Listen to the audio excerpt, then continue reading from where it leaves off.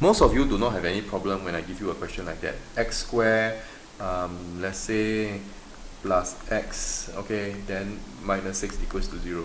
You have no problem with this. You don't, sometimes some of you don't even need to, you know, do the cross factorization or your multiplication frame. You can tell me that x equals to 3 or x equals to negative 2. Okay, so this question is, I'm telling you that the answers are 2 and 3.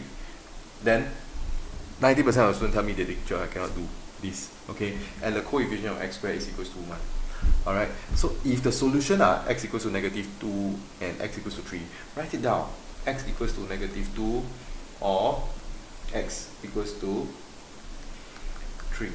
Then we bring it backwards. X plus 2, x minus 3 equals to 0.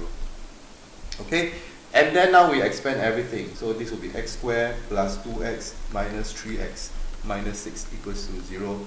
And hence x squared minus x minus 6 equals to 0. Okay, so this would be your equation. And in this case, there was a small error here. This should be minus. Yeah. So you realize, if I give you the equation, you are able to get for me the answer. Now, if I give you the answer, can you get for me the equation? This is what you should do.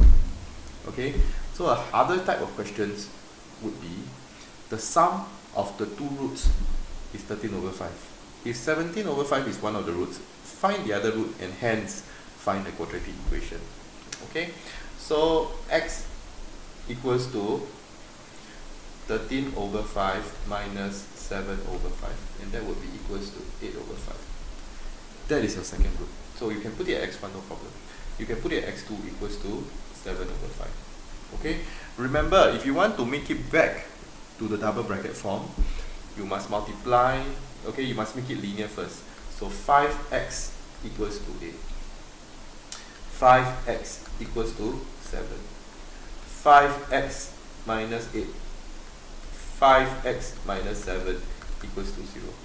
Then you multiply out everything. 25x squared minus 40x minus 35x plus, okay, 56 equals to 0. So there you have it. The equation is 25x squared minus 75x plus 56 equals to 0. This is your quadratic equation.